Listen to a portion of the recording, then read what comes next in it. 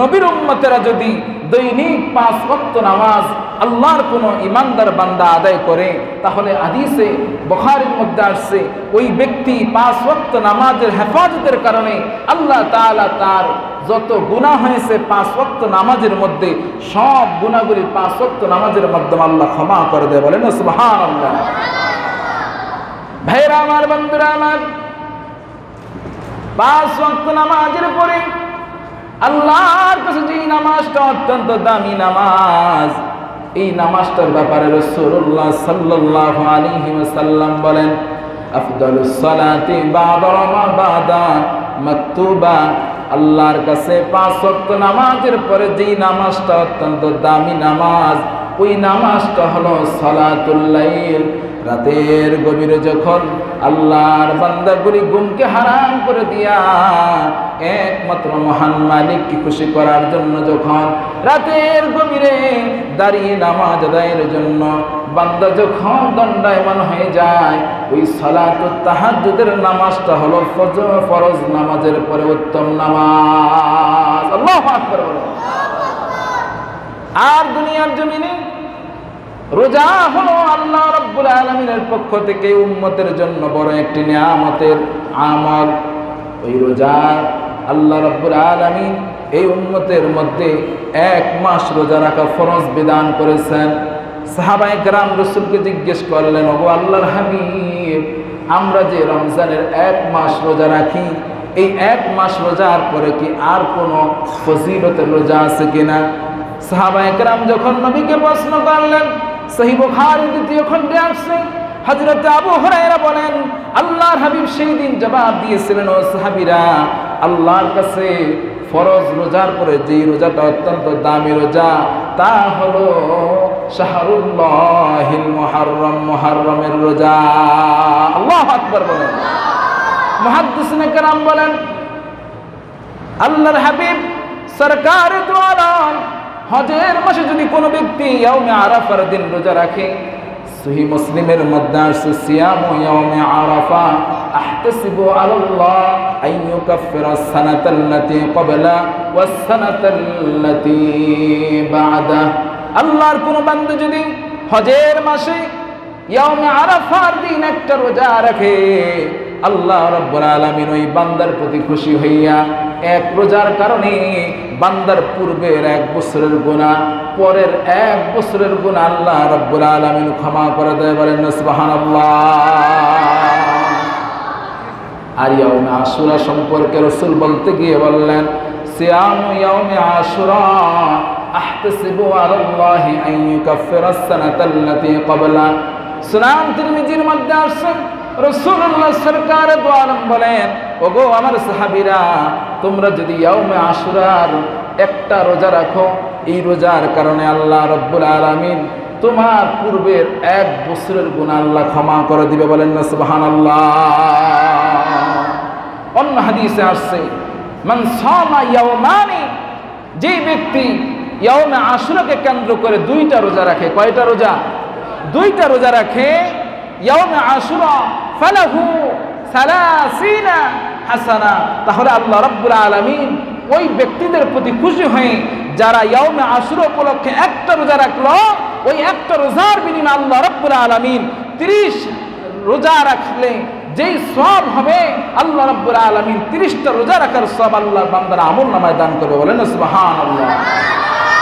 ভাইরা আমার, বন্ধুরা আমার, কথার দীর্ঘ নয়, আমরা সকলে আমলের কথা জানি, এজন্য কথাটা বললাম। ইয়াউমে আশুরার 2টা আমল আল্লাহর কাছে অত্যন্ত দামি। 1 নম্বরে রোজা রাখা, 2য় নম্বরে আল্লাহর কাছে তাওবা করা। এটা আল্লাহর কাছে অত্যন্ত দামি আমল। বলেন সুবহানাল্লাহ। হাদিস শরীফে আসছে, মুসনাদ আহমদের 1047 নম্বর হাদিসের মধ্যে আসছে, হযরত আলী রাদিয়াল্লাহু তাআলা আনহু বর্ণনা করেন, রাসূলুল্লাহ সরকারে দু আলম বলেছেন, আল্লাহ রাব্বুল আলামিন ইয়াউমে আশুরার দিন 1 সম্প্রদায়ের তওবা কবুল করেছেন। কিয়ামত পর্যন্ত ইয়াউমে আশুরার দিনে তওবাকে কবুল করাবেন। কিয়ামত পর্যন্ত যত বান্দা আল্লাহর বান্দা ইয়াউমে আশুরার দিন রোজা রাখবে, আল্লাহ রাব্বুল আলামিন ওই বান্দাদের তওবাকে কবুল করে নেবে। বলেন না সুবহানাল্লাহ। এই হাদিসটি হাসান হাদিস। এজন্য উলামায়ে কেরাম বলেন দুইটি আমল গ্রহণযোগ্য সূত্রে এই উম্মতের কাছে পৌঁছেছে ইয়াউমে আশুরা উপলক্ষে। তবে ইয়াউমে আশুরা এটা মুসলমানদের ইমাম হুসাইন রাদিয়াল্লাহু তাআলা আনহুর কারবালার আগে এই উম্মতেরা বিজয় দিবস হিসেবে পালন করত। বলেন সুবহানাল্লাহ। কি দিবস হিসেবে পালন করত? বিজয় দিবস হিসেবে পালন করত। কেননা এই দিবসের মধ্যে আল্লাহ রাব্বুল আলামিন তার জলিলুল কদর পয়গম্বরদেরকে পরীক্ষায় পাশ করার যে সফলতা আল্লাহ রাব্বুল আলামিন সেই সফলতাটুকু এই ইয়াউমে আশুরার দিন ঘটিয়েছেন বিদায় উলামায়ে কেরাম বলেন এই দিনটা ছিল রাসূলুল্লাহ সাল্লাল্লাহু আলাইহি ওয়াসাল্লামের ইন্তেকালের পরে 60 হিজরি পর্যন্ত এই দিবসটা ছিল এটা একটা বিজয় দিবস। এরপরেই উম্মতে মুহাম্মদের কাছে শোক এবং ভারাক্রান্ত হৃদয়ের একটি দিবস। কেননা আমার নবীর কলিজার টুকরা হযরত হুসাইন রাদিয়াল্লাহু তাআলা আনহুকে নির্মমভাবে কারবালার প্রান্তরে ইসলামের জিন্দা করার জন্য, ইসলামকে মানুষের কাছে, ইসলামকে তাগুতের কাছে, ইসলামকে কাফেরদের কাছে মাথা উঁচু করে দাঁড়াবার জন্য, সত্যকে প্রতিষ্ঠা করার জন্য নিজের রক্ত দিয়ে মানুষদেরকে শিক্ষা দিলেন, ও গোটা পৃথিবীর মুসলমানেরা, কিয়ামত পর্যন্ত যখনই তোমাদের উপর আক্রমণ হবে, ইসলাম বিষয়ে তোমাদের উপর যদি কোনো আক্রমণ চলে, তাহলে তোমাদের রক্ত যতদিন থাকবে সত্যকে প্রতিষ্ঠার জন্য তোমরা জীবন দিতে কোনোদিন তোমরা তোমাদের মনের ভিতরে সংকোচ আনবা না। কেননা আমার নবীর পয়গম্বরের কলিজার টুকরা ইমাম হুসাইন রাদিয়াল্লাহু তাআলা আনহু তিনিও পরোয়া করে না। এই জীবনের পরোয়া যিনি করেন নাই, আমরা কেন করব? এজন্য আসুন, আজকের দিবসটা অত্যন্ত ফজিলতপূর্ণ দিবস। আমরা এই দিবসের কিছু গুরুত্বপূর্ণ কথা শুনে আমরা আজকের দিবসে আমরা সব সময় আলোচনার মাধ্যমে হোক, আমলের মাধ্যমে হোক, নেক কাজের মাধ্যমে হোক, এই দিবসগুলি পালন করার চেষ্টা করব। আল্লাহ রাব্বুল আলামিন যেন আমাদেরকে কবুল করে। সকলে বলে আল্লাহুম্মা আমিন। সম্মানিত ভাইরা আমার, এই এলাকার মানুষ বড় ভাগ্যবান। আজকে সারা দেশের প্রতিটি মসজিদে অধিকাংশ উলামায়ে কেরাম এমন বের হয়ে গেছে যারা ইয়াজিদকে রহমতুল্লাহি আলাইহি পর্যন্ত বলতো, মনের ভিতরে একটু দ্বিধা অনুভব হয় না যে আমার নবীর কলিজার টুকরার দাঁত মোবারকের মধ্যে তার গর্দান যখন ইমাম হুসাইন রাদিয়াল্লাহু তাআলা আনহুর শিরচ্ছেদ যখন আলাদা করা হলো, এরপরে যখন ইয়াজিদের সামনে হযরত হুসাইন রাদিয়াল্লাহু তাআলা আনহুর মাথা মোবারক আনা হলো, আল বিদায়া ওয়ান নিহায়ার মধ্যে আসছে এবং তারিখুল খুলাফার মধ্যে আসছে, তখন ইয়াজিদ তার হাতের একটা লাঠি দ্বারা ইমাম হুসাইন রাদিয়াল্লাহু তাআলা আনহুর এই দাঁত মোবারকের মধ্যে আঘাত করে বলেছিলেন, আজকে তোমরা তাকায় দেখো, এই লোকটার নানাই বদরের যুদ্ধে আমার নানা, আমার নানি, আমার মায়ের গোষ্ঠীর লোকদেরকে হত্যা করে তারা খুবই আনন্দ উদযাপন করেছিল। আজকে সেই প্রতিশোধ আমি আমার লোকদের মাধ্যমে গ্রহণ করেছিলাম। বলেন না নাউযুবিল্লাহ। এজন্য বড় একটি ভ্রাক্রান্ত হৃদয় আমাদের উম্মতে মুহাম্মাদের জন্য। আসুন আমরা ইয়াউমে আশুরার যে 10টা দিন বিষয় 10 জন নবী পয়গম্বরের পুরস্কার আল্লাহ তাআলা দিয়েছেন তা সংক্ষিপ্ত আকারে শোনার চেষ্টা করব।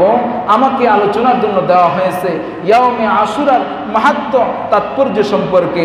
আমি সেই বিষয়টুকু আলোচনার চেষ্টা করব। আল্লাহ রাব্বুল আলামিন যেন আমাদেরকে এই আলোকপাত হিসেবে কিছু আলোচনা জেনে এবং বুঝবার এবং আমাদেরকে যেন ইয়াউমে আশুরার প্রতি ভালোবাসা, আমাদের ইয়াউমে আশুরা পালন করার জন্য আল্লাহ আমাদেরকে তৌফিক দান করেছে। আল্লাহুম্মা আমিন। সম্মানিত মুসলিম কেরাম, হযরত আদম সফিউল্লাহ, তাকে যখন শয়তান ধোঁকা দিলেন, হযরত আদম আলাইহিস সালাতু ওয়াস সালাম আল্লাহ তাআলা নিষিদ্ধ ফল যখন ভক্ষণ করলেন, আল্লাহ রাব্বুল আলামিন তাকে জান্নাত থেকে দুনিয়ায় অবতরণ করালেন। হযরত আদম আলাইহিস সালাতু ওয়াস সালামের ব্যাপারে আল বিদায়া ওয়ান নিহায়ার মধ্যে, এমনকি মুসনাদ আহমদের মধ্যে আসছে, হযরত আদম সফিউল্লাহ তিনি 360 বছর আল্লাহ রাব্বুল আলামিন যে জান্নাত থেকে তাকে দুনিয়ায় অবতরণ করলেন, এজন্য তিনি কান্নাকাটি করলেন। আল্লাহ রাব্বুল আলামিন যে তাকে দুনিয়ায় অবতরণ করলেন, 360 বছর কান্না করার কারণে তার চোখের পানি পড়তে পড়তে গালের গোস্তগুলি পর্যন্ত পচে জমিনে পড়ে গেছে। বলেন না নাউযুবিল্লাহ।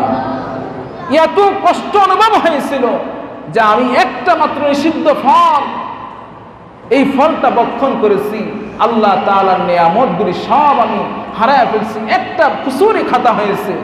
নবীদের তো কোনো গুনাহ নাই, তারা তো মাসুম, ক্বাবলান নবুওয়া বা'দান নবুওয়া। এরপরও তার মধ্যে এমন ভয় এসে গেছে যে হায় একটা ভুল হলো, গুনাহ হয় নাই, ভুল হওয়ার কারণে 360 বছর কান্না করতে করতে, তার চোখ দিয়ে পানি পড়তে পড়তে তার গালের গোস্তগুলি পর্যন্ত পচে জমিনে পড়ে গেছে।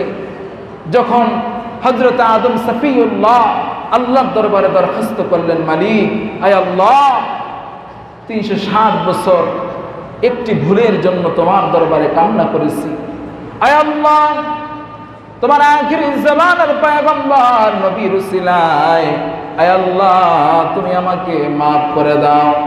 আল্লাহ রাব্বুল আলামিনের কাছে যখন হযরত আদম সফিউল্লাহ দরখাস্ত করলেন, আল্লাহ রাব্বুল আলামিন প্রশ্ন করলেন, আদম রে, কাইফা আরাফতা ইয়া আদম, ওগো আদম তুমি কেমনে চিনলা আমার আখির জামানার পয়গম্বর নবী মুহাম্মদ রাসূলুল্লাহ সাল্লাল্লাহু আলাইহি ওয়াসাল্লামকে? তাকে তো আমি এখনো পর্যন্ত দুনিয়ার জমিনে প্রেরণ করি না, তুমি কেন তার নাম উচ্চারণ করে আমার কাছে দরখাস্ত করলা? ওগো আদম তুমি কোথায় তার নাম পেলা? হযরত আদম সফিউল্লাহ জবাব দিলেন, আয় আল্লাহ, যেই দিন তুমি আমাকে বানাইলা ওই দিন যখন আমি আসমানে তোমার আরশের দিকে লক্ষ্য করলাম, আরশের প্রত্যেকটা পিলারে পিলারে আমি তোমার বন্ধুর নাম তোমার নামের সাথে দেখতে পেয়েছি। আল্লাহু আকবার বলেন। আল্লাহ তাআলা আমার নবীর খাতিরে হযরতে আদম সফিউল্লাহকে 360 বছর কান্না করার কারণে নিজের ভুল যখন বুঝতে পারলেন, আল্লাহ রাব্বুল আলামিন সেই দিন আদমকে আল্লাহ রাব্বুল আলামিন তার হাবিবের বন্ধুর নামের উসিলায় যেই দিন ক্ষমা করে দিলেন, ওই দিনটা মুহাদ্দিসিনে কেরাম বলেন, হযরতে আল্লামা বদরুদ্দিন আইনি বলেন, ওই দিনটা ছিল ইয়াউমে আশুরার দিন। আল্লাহর কোন বান্দা যদি এই দিন ইখলাসের সাথে আল্লাহর কাছে গুনাহ নিয়তে গুনাহ কইরা যদি আল্লাহর কাছে ক্ষমা চায়, আল্লাহর বান্দাদের তওবাগুলি আল্লাহ রাব্বুল আলামিন আদম সফিউল্লাহর মতো কবুল করে নেবেন। আল্লাহু আকবার বলেন। ভাইরা আমার, বন্ধুরা আমার, এই দিন হযরত আইয়ুব আলাইহিস সালাতু ওয়াস সালামকে আল্লাহ তাআলা দীর্ঘ 18 বছর যাবত তাকে আল্লাহ পরীক্ষা করেছিলেন। হযরত আলী রাদিয়াল্লাহু তাআলা আনহু, হযরত আনাস ইবনে মালিক রাদিয়াল্লাহু তাআলা আনহু বলেন, হযরত আইয়ুব আলাইহিস সালাতু ওয়াস সালাম দীর্ঘ 7.5 বছর যাবত তিনি অসুস্থ ছিলেন। হযরত ইবনে কাসির রাহমাতুল্লাহি আলাইহি বলেন, তিনি 3 বছর অসুস্থ ছিলেন। তবে ওলামায়ে কেরাম বলেন, হযরত আইয়ুব আলাইহিস সালাতু ওয়াস সালাম দীর্ঘ 18 বছর যাবত আল্লাহ রাব্বুল আলামিনের পরীক্ষার মুখোমুখি হলেন। ইমাম মুজাহিদ রাহমাতুল্লাহি আলাইহি বলেন, হযরত আইয়ুব আলাইহিস সালাতু ওয়াস সালাম সর্বপ্রথম বসন্ত রোগ হয়। আল্লাহ রাব্বুল আলামিন হযরত আইয়ুব আলাইহিস সালাতু ওয়াস সালাম থেকে বসন্ত রোগের সূচনা শুরু হয়। কিয়ামত পর্যন্ত এই রোগগুলি আল্লাহ রাব্বুল আলামিন তার উম্মতকে পরীক্ষার জন্য দান করবে, বলেন না সুবহানাল্লাহ। এজন্য রোগ হলে কোনো ভয় করা যাবে না। রোগ এটা কার পক্ষ থেকে? জোরে বলেন, কার পক্ষ থেকে? আল্লাহর পক্ষ থেকে। হযরত আইয়ুব আলাইহিস সালাতু ওয়াস সালামের অনেক ধন সম্পত্তির মালিক ছিলেন। আজকে আমার দেশে একটু ধন সম্পত্তির মালিক হলেই অহংকার বেড়ে যায়, তাকাব্বুরি বেড়ে যায়। আপনি একটু শোনেন, আপনার জন্যই এই আলোচনাটুকু।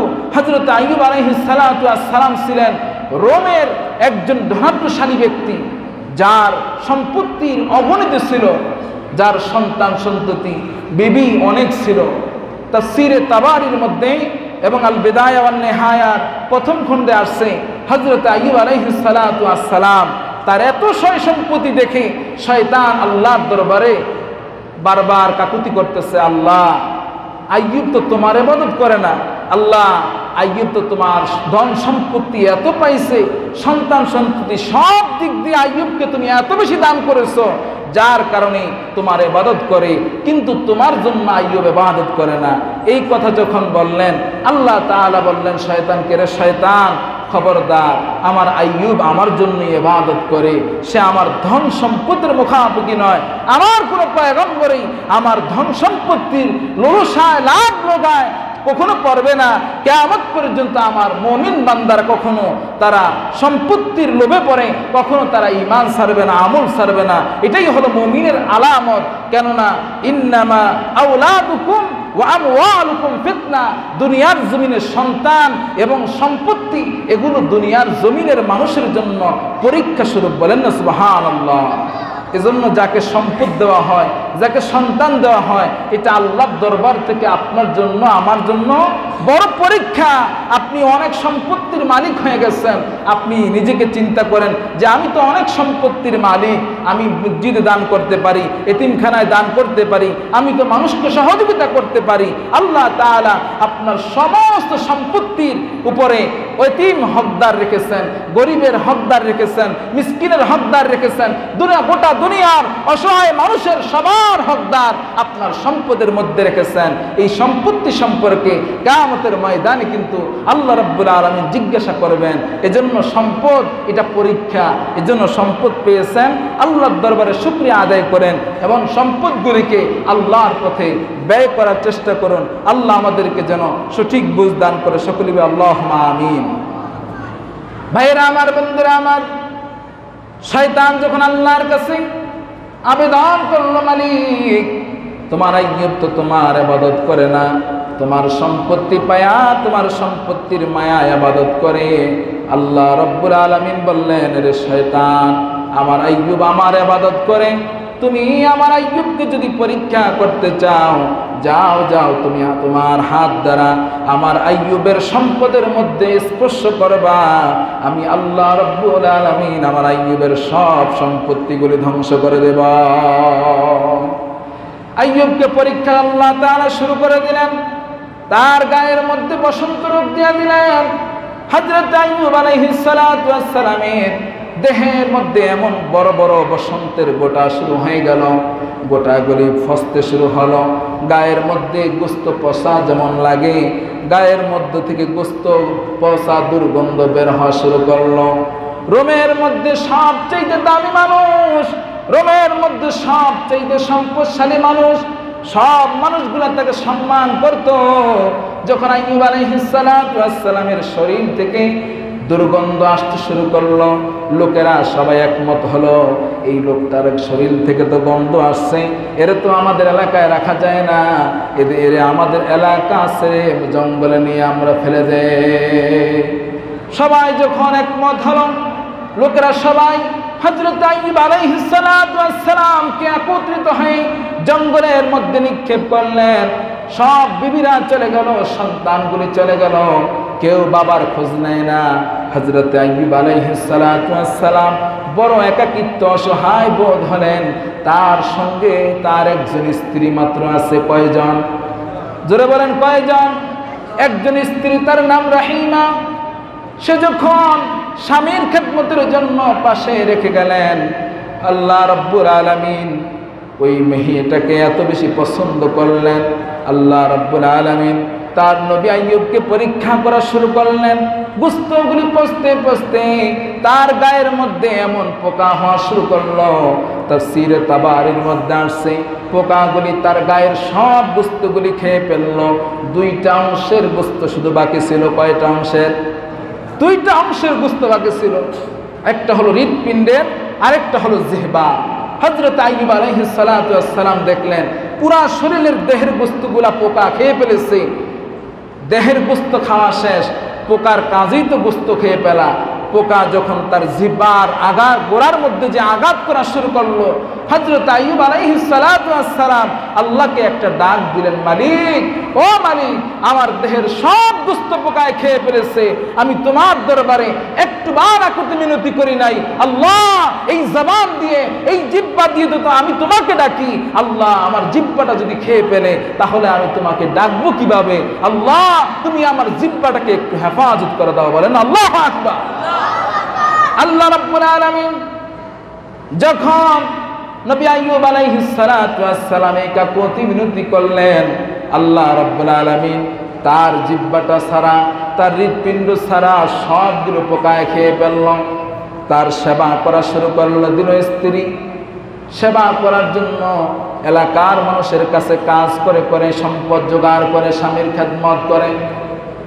ভাইরা আমার, বন্ধুরা আমার, কথা দীর্ঘ, সংক্ষিপ্ত করে বলতেছি।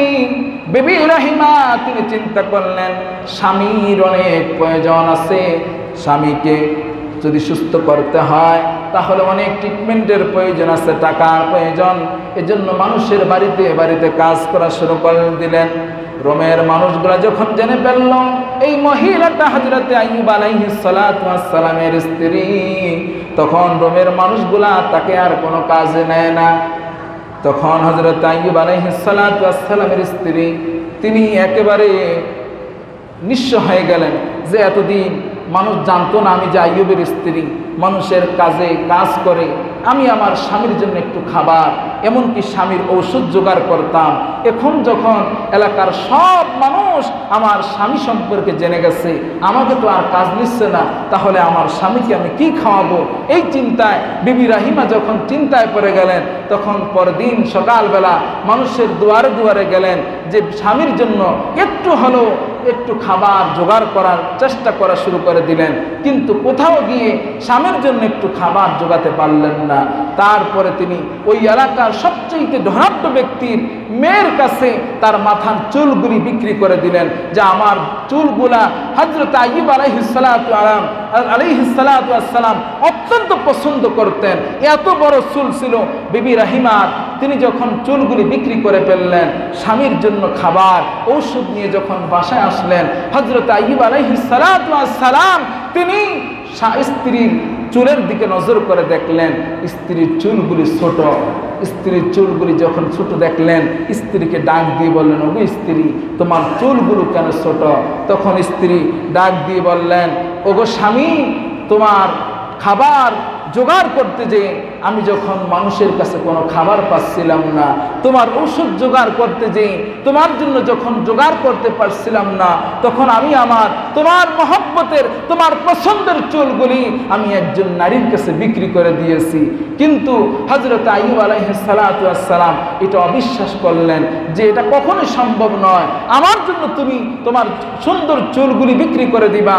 তিনি আল্লাহর কাছে দরখাস্ত করলেন, রব্বি ইন্নী মাসানিয়াদ দুররু ওয়া আনতা আরহামুর রাহিমিন।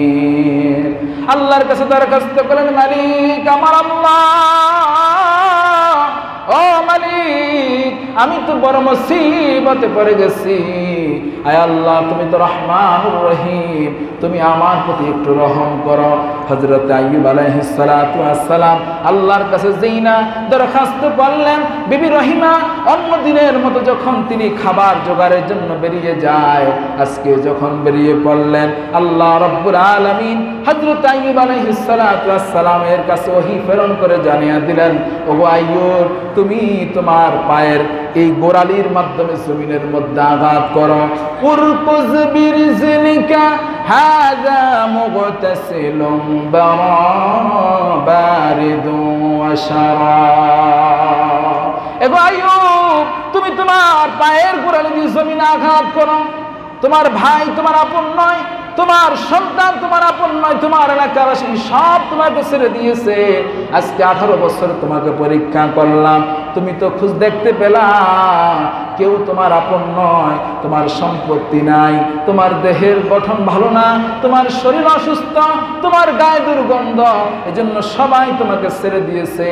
ও আইয়ুব, তোমার মালিক তোমাকে কোনোদিন ছেড়ে দেয় না। আল্লাহু আকবার বলেন। এজন্য আল্লাহ তাআলা বলেন, ইন্নাল্লাহা মা'আস সাবিরিন। নিশ্চয় আল্লাহ তাআলা যারা ধৈর্য ধারণ করে মুসিবতে পড়ে, আল্লাহ তাদের সঙ্গে থাকেন, তাদের সব কিছু আল্লাহ তাআলা দেখেন। হযরত আইয়ুব আলাইহিস সালাতু ওয়াস সালামকে যখন আল্লাহ তাআলা ঘোষণা করে জানিয়ে দিলেন, ওগো আইয়ুব, তুমি তোমার পায়ের গোড়ালি দিয়ে জমিনে আঘাত করো, আমি আল্লাহ তোমার ওই যে গোড়ালি দিয়ে আঘাত করে যতটুকু জায়গা তুমি গর্ত করেছো ওই জায়গা পরিমাণ আমি আল্লাহ ওই জায়গা দিয়ে তোমার জন্য একটা প্রসবন, একটা ঝর্ণা চালু করে দিব, ওখান থেকে ঠান্ডা পানি বের হবে, সেই পানি তুমি খাবা আর গোসল করবা, সাথে সাথে তোমার পূর্বের রূপ ধারণ হয়ে যাবে। আল্লাহু আকবার বলুন। হযরত আইয়ুব আলাইহিস সালাতু ওয়াস সালাম বলেন, আল্লাহ তাআলা আমার কাছে যখন নাজিল করলেন এই আয়াতটুকু, আমি সাথে সাথে আমার পায়ের গোড়ালি দিয়ে জমিনের মধ্যে আঘাত করলাম, সাথে সাথে জমিন ফেটে আমার কাছে পানির ফোয়ারা জারি হয়ে গেল। আমি সেই পানি দিয়ে একটু খাবার খেলাম, আমার গা ধৌত করলাম, আমার দেহে কোনো মাংস ছিল না, শুধু হাড্ডি ছিল, কঙ্কাল দেহ ছিল, সাথে সাথে আমার দেহটা আল্লাহ তাআলা পুনরাবৃত্তি করায়া আমার শরীরের গোশত আল্লাহ দান করে দিলেন। বলেন না সুবহানাল্লাহ। কেমন মালিক তিনি, যিনি গোটা শরীরের দেহের শূন্য গোশত থেকে আবার ভরপুর গোশত তৈরি করে দেন, ওই মালিককে চিনতে পেরেছেন পয়গম্বরেরা, এই জন্য তারা কঠিন মুসিবতে পড়লো ওই মালিককে তারা ভুলে নাই। হযরত আইয়ুব আলাইহিস সালাতু ওয়াস সালাম তিনি যেই পানি বক্ষণ করলেন, সাথে সাথে আল্লাহ রাব্বুল আলামিন তাকে পূর্ণাঙ্গ সুস্থ করে দিলেন।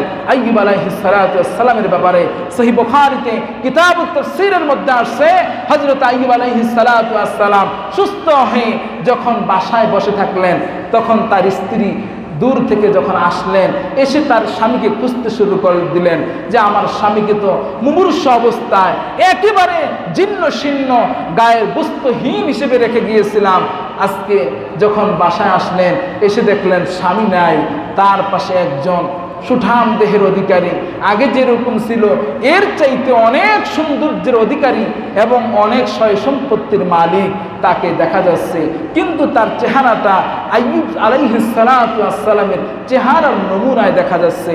তখন আইয়ুব আলাইহিস সালাতু ওয়াস সালামের স্ত্রী তাকে ডেকে বললেন, ও ভাই, তুমি কি আইয়ুবকে দেখেছো? আমার স্বামীকে তো আমি কিছুক্ষণ আগেই এখানে রেখে আমি একটু স্বামীর জন্য খাবারের সন্ধানে গিয়েছিলাম, এখন যে আমার স্বামীকে দেখা যাচ্ছে না। তখন আইয়ুব আলাইহিস সালাতু ওয়াস সালাম নিজের পরিচয় দিলেন। হযরতে রাহিমা তিনি এত খুশি হয়ে গেলেন, আল্লাহর দরবারে শুকরিয়া আদায় করলেন। যেই দিন আল্লাহ রাব্বুল আলামিন হযরত আইয়ুব আলাইহিস সালাতু ওয়াস সালামকে পূর্ণাঙ্গ সুস্থতা দান করেছিলেন, সেই দিনটা ছিল ইয়াউমে আশুরার দিন। বলেন না সুবহানাল্লাহ।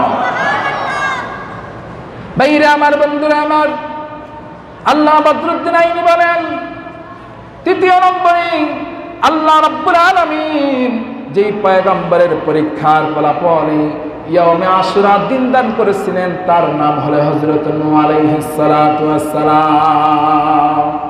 হযরত নূহ আলাইহিস সালাতু ওয়াস সালামের 4টা সন্তান ছিল, সাম, হাম, ইয়াফাস, কিনান। এই 4জন সন্তান হযরতে নূহ আলাইহিস সালাতু ওয়াস সালামের 950 বছর মানুষদেরকে দাওয়াত দিলেন, কেউ তার দাওয়াতে সাড়া দেয় না। মুষ্টি কয়েকজন মানুষ তার দাওয়াতে সাড়া দিয়েছে, তার সন্তানদের মধ্যে 3টা সন্তান তার ডাকে সাড়া দিয়েছে, কেনান তার ডাকে সাড়া দেয় না। আল্লাহ রাব্বুল আলামিন যখন দেখলেন নূহ আলাইহিস সালাতু ওয়াস সালামের সম্প্রদায়ের লোকদের মধ্য থেকে যত নেককার মানুষ দুনিয়া থেকে বিদায় হয়ে যায়, এই সম্প্রদায়ের লোকেরা তাদের কবরকে সুন্দর মণিমুক্তা দিয়ে খসায়া এই কবরটাকে তারা সুন্দর একটা আরামায়েশের জায়গা, ইবাদতের জায়গা হিসেবে নির্ধারণ করে নেয়। হযরত নূহ আলাইহিস সালাতু ওয়াস সালাম তাদেরকে যতই দাওয়াত দেয়, কেউ তার দাওয়াতে শরীক হয় না, কেউ তার দাওয়াতে অংশগ্রহণ করে না। আল্লাহ রাব্বুল আলামিন যখনই 950 বছর নূহ আলাইহিস সালাতু ওয়াস সালামের দাওয়াতের ফলাফল তেমন ভালো দেখা যায় না, হযরত নূহ আলাইহিস সালাতু ওয়াস সালাম আল্লাহর দরবারে দরখাস্ত করলেন, ও মালিক, ও মালিক, তুমি তো আমাকে এই মানুষগুলার হেদায়েতের একজন জিম্মাদার হিসেবে তুমি আমাকে পাঠাইছিলা। 950 বছর আমি তাদেরকে তোমার দাওয়াত দিয়েছিলাম, এরা তোমার দাওয়াত শুনে না। ও মালিক, তুমি তোমার আযাব দিয়ে এদেরকে ধ্বংস করে দাও। আল্লাহ রাব্বুল আলামিন হযরত নূহ আলাইহিস সালাতু ওয়াস সালামকে অর্ডার দিলেন, ওগো নূহ, যাও যাও, নীল নদ থেকে কাঠ উঠাইয়া তুমি একটা সুন্দর কিস্তি বানায় নাও। হযরত নূহ আলাইহিস সালাতু ওয়াস সালাম নীল নদ থেকে, এত নিচ থেকে, গভীর থেকে কিভাবে তিনি কাঠ জোগাড় করবেন, হযরতে নূহ আলাইহিস সালাতু ওয়াস সালাম চিন্তায় পড়ে গেলেন। খোঁজ খবর নেওয়া শুরু করে দিলেন। বনি ইসরাইলের মধ্যে এমন একজন লোক আছিল যার উচ্চতা ছিল ৭,০০০ ফুট। বলেন আল্লাহু আকবার। কয় হাজার ফুট? জোরে বলেন, কয় হাজার ফুট? ৭,০০০ ফুট উঁচু। এমন একজন লোক, তার নাম তাফসীরের মধ্যে আসছে ওজ বিন উনফ। তার নাম কি? এক এক বর্ণনা আসছে ৩,০০০ ফুট উঁচু ছিলেন তিনি। হযরতে নূহ আলাইহিস সালাতু ওয়াস সালাম তার সন্তান খোঁজ করলেন ওজ বিন উনফের। তাকে যখন নিয়ে আনা হলো, সে যখন নীল নদে নামলো, নীল নদের পানি তার হাঁটু বরাবর হলো। বলেন আল্লাহু আকবার। এত লম্বা মানুষ, তাকে দিয়ে যখন কাঠগুলি সংগ্রহ করলেন, হযরত নূহ আলাইহিস সালাতু ওয়াস সালাম ২ তলা বিশিষ্ট একটা কিস্তি নির্মাণ করলেন। নিচতলাতে আল্লাহর হুকুমে গবাদি পশু জোড়ায় জোড়ায় রাখলেন, আর দ্বিতীয় তলাতে আল্লাহর হুকুমে তার ডাকে যারা সাড়া দিয়েছিল তাদেরকে তিনি সেই দ্বিতীয় তলাতে স্থান দিলেন। আল্লাহ রাব্বুল আলামিন যখন তাকে বললেন, ও নূহ, তুমি তোমার সন্তান যারা তোমার দাওয়াতে শরীক হয়েছে, তোমার উম্মতের মধ্য থেকে তোমার দাওয়াতে যারা শরীক হয়েছে, তুমি তাদেরকে নিয়ে এই তোমার কিস্তির মধ্যে আরোহণ করো। আমি আল্লাহ রাব্বুল আলামিন তোমাকে যারা অনুসরণ করে না, তোমার দাওয়াতে যারা শরীক হয় না, এদের জন্য আসমান থেকে গজব পাঠাবো।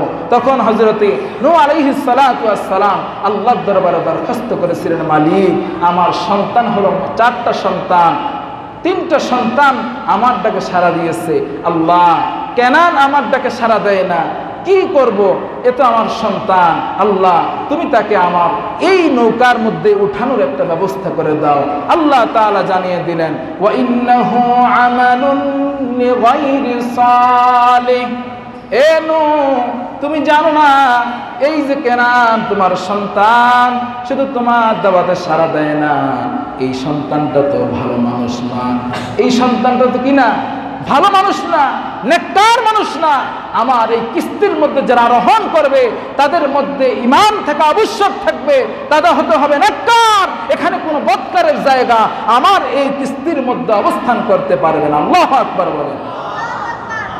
আল্লাহ রাব্বুল আলামিন যখন নূহ আলাইহিস সালাতু ওয়াস সালাম আল্লাহর পয়গম্বরের আল্লাহর কথাকে প্রাধান্য দিয়ে যখন তিনি কিস্তির মধ্যে আরোহণ করলেন, 150 দিন কিস্তির মধ্যে আরোহণ করলেন। 150 দিন পরে আল্লাহ রাব্বুল আলামিন যদি পাহাড়ের নিকটে যাইয়া যখন হযরত নূহ আলাইহিস সালাতু ওয়াস সালামের কিস্তিটা যায় থামলো, আল্লাহ রাব্বুল আলামিন যেই দিন তাদেরকে বিশাল মুসিবত থেকে উদ্ধার করেছিলেন, ওই দিনটাও ছিল ইয়াউমে আশুরার দিন। বলেন না সুবহানাল্লাহ। তাহলে কত গুরুত্বপূর্ণ একটি দিবস। এজন্য উলামায়ে কেরাম বলেন, ইয়াউমে আশুরা এটা আগে ছিল বিজয় দিবস। কেননা এই দিন সমস্ত পয়গম্বরকে আল্লাহ পরীক্ষা স্বরূপ ফল দান করেছিলেন। দেখেন, নূহ আলাইহিস সালাতু ওয়াস সালামের সন্তানের মায়া তখনও ছাড়েন নাই, যখন আল্লাহ তাআলা তাদের জন্য পরীক্ষা করতেছিলেন। এজন্য আল্লাহ তাআলা গোটা উম্মতকে জানায়া দিলেন, ও বান্দা, তোমার সন্তানও তোমার জন্য পরীক্ষা। তোমার সন্তানকেও নিয়ে আল্লাহ রাব্বুল আলামিন তোমাকে প্রশ্ন করবেন। হযরতে কাতাদা আল আনসারী রাদিয়াল্লাহু তাআলা আনহু, তিনি তার সন্তানটা রাসূলের জিন্দেগিতে তার সন্তানটা একটা বদকার ছিল। একদিন রাসূলের কাছে এসে বললেন, ইয়া রাসূলুল্লাহ, ইয়া হাবিবাল্লাহ, আমার সন্তানটা আমার কথা শুনে না, আমার সন্তানটা নেক আমল করে না, আমার সন্তানটা আমার কথা শুনে না, আমার সন্তানটা মদিনার রাস্তায় দাঁড়ায় আর এই পথ দিয়ে যত মানুষ ভালো ভালো বাজার করে আনে, টাকা পয়সা নিয়ে আসে, ব্যবসা করে আসে, এদেরকে আক্রমণ করে তাদের সব অর্থ করে ছিনিয়ে নিয়ে যায়। ও রাসূল, আপনি তার জন্য একটু দোয়া করেন, সে যেন ইসলামের পথে ফিরে আসে। বাবা সন্তানের প্রতি কত তার একটা দরদ। নবীর কাছে এসে বললেন, ইয়া রাসূলুল্লাহ, ইয়া হাবিবাল্লাহ, আমার সন্তানকে মানুষ চোর বলে, আমার সন্তানকে ডাকাত বলে, আমি বাবা সহ্য করতে পারি না। ওগো আল্লাহর হাবিব, আপনি আমার সন্তানের জন্য একটু দোয়া করেন। আল্লাহ রাসূল যখন হযরতে কাতাদা আল-আনসারীকে ডাক দিয়ে বললেন, ওগো কাতাদা, তুমি বাড়ি চলে যাও, তোমার সন্তানকে আল্লাহর পথে আল্লাহ ফিরায় দিবেন। বলেন আল্লাহু আকবার। হযরতে কাতাদা আনসারী রাদিয়াল্লাহু তাআলা আনহু বলেন, পরদিন সকালবেলা দেখলাম আমার সন্তানটা আর মদিনার রাস্তায় দাঁড়ায় না, বাড়িতে বসে আছে সন্তানটা। আমার সন্তানটা কিছুক্ষণ পর আমার কাছে আসলো, আমার কাছে এসে বলল, বাবা, গত রাত্রে কে যেন আমাকে এসে আমার হাতটা ধরে বলছে, এরে কাতাদা আনসারীর ছেলে রে, তোমার বাবা তোমাকে নিয়ে অনেক পেরেশানি থাকে। ও কাতাদা আনসারীর সন্তান, তুমি আর তোমার বাবারে মানুষের কাছে লজ্জা দিও না। হযরত কাতাদা আনসারী রাদিয়াল্লাহু তাআলা আনহু বলেন, আমি আমার সন্তানকে হাতে নিয়ে নবীর দরবারে নিয়ে গেলাম। আমার সন্তানটা ডেকে বলেন, ও বাবা, গত রাত্রে যেই লোকটা আমার হাত ধরে আমাকে নসিহত করেছিলেন, ঘুমের ঘরে আমি যাকে দেখতে পেয়েছিলাম, তিনি আর কেউ না, তিনি আপনার প্রাণের নবী, মহাব্বতের নবী, প্যারা নবী, রাহমাতুল লিল আলামিন ছিলেন। আল্লাহু আকবার বলেন। হযরতে কাতাদা আনসারী সন্তানকে ফিরে পেয়ে আল্লাহর দরবারে এত খুশি হয়েছিলেন। হযরতে কাতাদা আনসারী বলেন, এই পৃথিবীতে যে আল্লাহ তাআলা তার পয়গম্বরকে জানিয়ে দিয়েছেন, ইন্নামা আমওয়ালুকুম ওয়া আওলাদুকুম ফিতনা, দুনিয়ার জমিনে যে সন্তান এবং সম্পত্তি আল্লাহর পক্ষ থেকে একটা পরীক্ষা, এটা যে আমি সেই দিন বুঝতে পেরেছিলাম যেই দিন আমার সন্তানটা অন্যায় পথে চলে গিয়েছিল।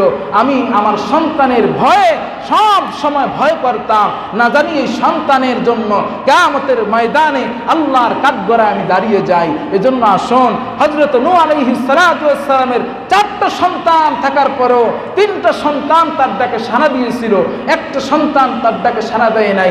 তারপরও ওই সন্তানের মায়ায় আল্লাহর দরবারে যখন তার জন্য ক্ষমা চেয়েছিলেন, আল্লাহ তাআলা বলেছিলেন, ওয়া ইন্নাহু আমালুন লিগাইরি সালিহ, ওগো নূহ, তুমি জানো না এই কিস্তির মধ্যে কোনো বদকার মানুষের স্থান হতে পারে না।